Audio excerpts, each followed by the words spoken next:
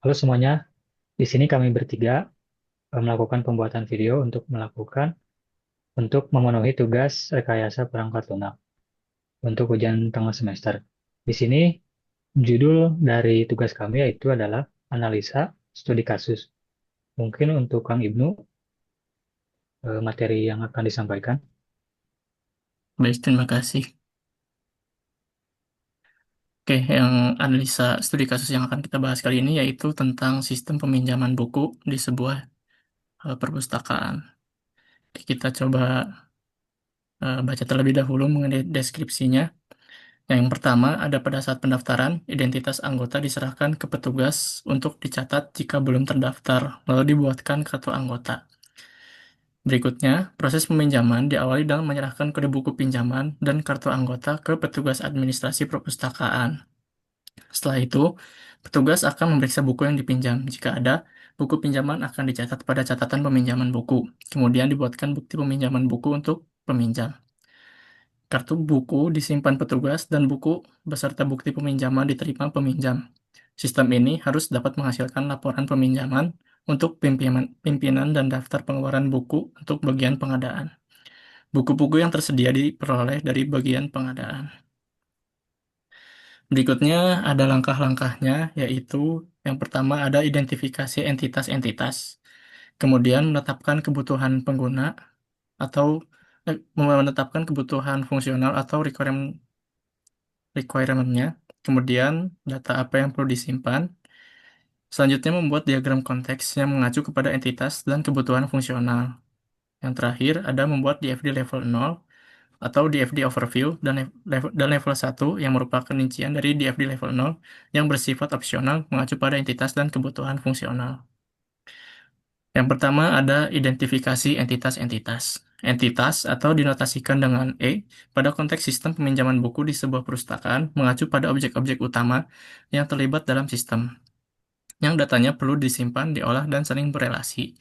Setiap entitas ini memiliki atribut atau informasi spesifik dan dapat saling berinteraksi dengan entitas lainnya. Adapun entitas di sistem peminjaman buku ini yaitu ada anggota, bagian pengadaan, dan pimpinan. Berikutnya ada kebutuhan fungsional atau functional requirement. Kebutuhan ini digunakan untuk mendefinisikan fitur-fitur spesifik yang harus dimiliki oleh sistem peminjaman buku perpustakaan. Adapun tujuannya yaitu sebagai panduan pengembangan sistem, dasar testing, dan komunikasi dengan stakeholder. Adapun untuk functional requirement-nya, yang pertama ada cari data anggota, rekam data anggota, cetak kartu anggota. Nah, functional requirement ini disatukan menjadi poin 1.0 yaitu pendaftaran. Kemudian ada rekam data buku, eh, functional requirement 2.0, cari dan tampilkan status buku 3.0. Kemudian rekam peminjaman, cetak bukti peminjaman, update buku dengan functional requirement 4.0 detailnya yaitu 4.1, 4.2, 4.3. Kemudian cetak daftar pengeluaran buku, cetak laporan peminjaman. Kemudian akan dilanjutkan oleh rekan saya Aldi. Untuk data yang perlu disimpan, sedikitnya ada 3 data yang perlu disimpan dalam sistem ini. Di antaranya adalah anggota yang merupakan subjek peminjam buku, lalu ada buku sebagai objek yang dipinjam anggota, dan juga peminjaman sebagai record data transaksi.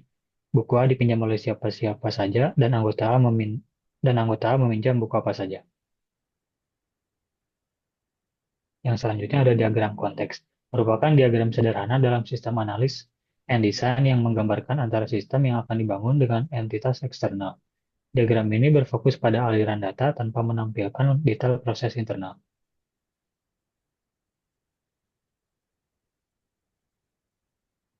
Yang selanjutnya adalah DFD level 0 atau data flow diagram yang level 0, yaitu untuk sistem peminjaman buku.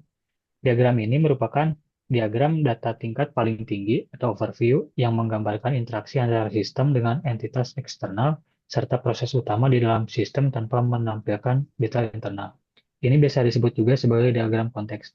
Dalam diagram dalam data flow diagram level 0, dalam kasus ini contohnya sistem peminjaman buku, eh, gambaran untuk gambaran untuk aplikasi atau sistem yang akan dibuat tidak terlalu detail dan lebih ke gambaran kasarnya saja.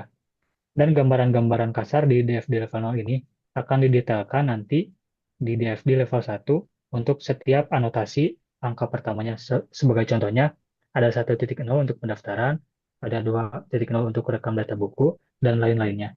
Nah, ke semua anotasi yang ada angka-angka 4.0 dan lain-lainnya ini nantinya akan didetailkan di DFD level 1.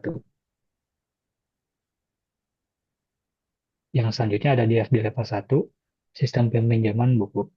Merupakan diagram alir yang memecah salah satu proses utama dari DFD level 0 menjadi subproses lebih detail. DFD level 1 membantu memahami aliran data secara lebih rinci di dalam sistem, sambil tetap mempertahankan hubungan dengan entitas eksternal.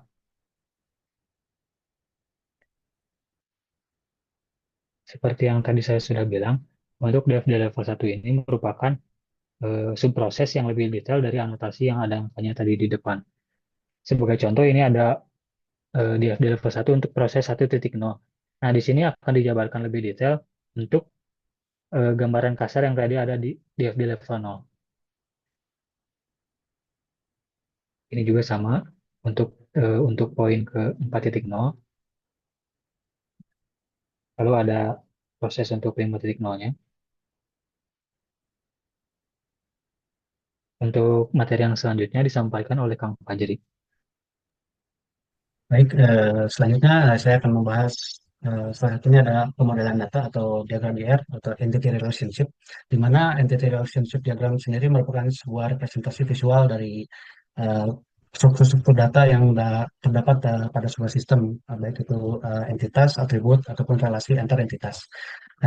Ya bisa dilihat sendiri untuk entitas ataupun atribut pada aplikasi perpustakaan ini terdapat tiga buah entitas dengan relasi yang berbeda. Yang pertama ada entitas anggota memiliki atribut seperti kamus data anggota, nama anggota, tanggal lahir, dan tanggal daftar. Dan ada entitas peminjaman di mana ada terdapat atribut seperti nomor pinjam, tanggal pinjam, sampai tanggal kembali gitu. Dan ada juga entitas yang ketiga yaitu buku di mana ada atribut seperti kamus data buku, judul, penerbit, pengarang, dan stok.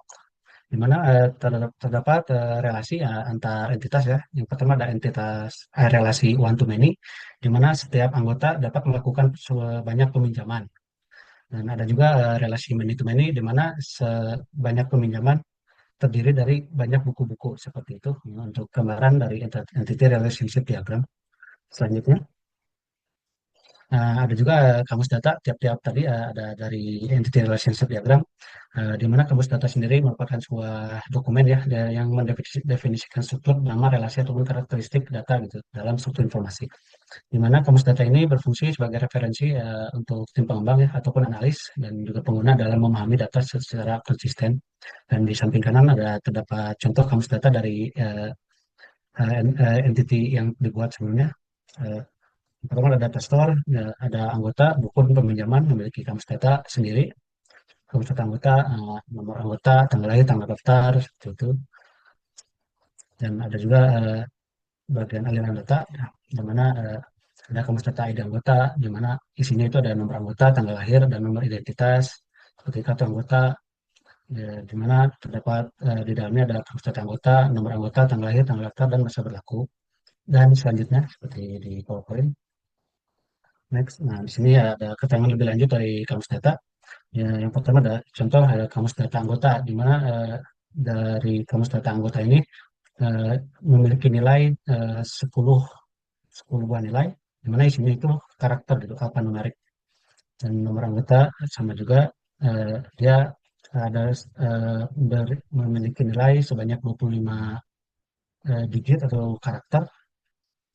Kemudian ada tanggal lahir, di mana memiliki format nilai seperti DD, MM, YY, atau tanggal gitu, tanggal format. Dan di sini di bawahnya ada stok, di mana memiliki format angka ya, berkisar 1 sampai 9 angkanya. Kemudian ada karakter, di sini karakter dijelaskan eh, memiliki nilai antara karakter yang kapital, non kapital, dan angka dari 0 sampai 9. Gitu. Di sini dijelaskan juga numerik, di mana memiliki nilai antara 0 sampai 9 angka yang numerik. Ya, selanjutnya saya akan bahas spesifikasi proses. Spesifikasi proses ini merupakan dokumen rinci yang mendefinisikan cara suatu proses dalam sistem bekerja, gitu. Termasuk langkah-langkah bisnis input-output, interaksi, dan komponen lainnya. Nah, spesifikasi proses ini juga digunakan untuk memandu pengembangan, testing, ataupun pemeliharaan sistem. Next. Nah, salah satu contohnya ada spesifikasi proses 2.0 tadi, rekam data buku gitu. Di sini bisa dijabarkan istilahnya pseudocode ya, di mana memiliki proses proses rekam data buku ini harus memiliki input seperti ID buku dan tabel buku, kemudian akan mengeluarkan output tabel buku, di mana di bawahnya itu ada pseudocode-nya, open tabel buku, input ID buku, validasi, jika tidak valid, maka tempelkan pesan, jika enggak, rekam ke tabel, gitu. Dan juga ada spesifikasi proses untuk rekam peminjaman dengan input seperti kode buku peminjaman, tabel buku, dan tabel anggota, kemudian akan mengeluarkan output tabel peminjaman gitu. Dan deskripsinya itu menjelaskan dari alur prosesnya seperti itu. Ini juga ya selanjutnya, ini juga sama ya, untuk menjelaskan spesifikasi proses dari proses 1.1 atau cari data anggota, ada memiliki input juga, output, dan deskripsi. Nah, selanjutnya seperti itu. Mungkin untuk penjelasan dari yang saya bahas tadi dari pemberdayaan data, jenis data, dan spesifikasi proses. Ya, itu saya persilakan untuk Saudara Aldi. Untuk ada penambahan untuk Kang Ibnu atau yang lainnya? Cukup dari saya. Sudah cukup. Mungkin dari saya juga sudah cukup. Mungkin cukup sekian saja pembuatan video ini. Untuk kekurangannya mohon dimaafkan. Terima kasih.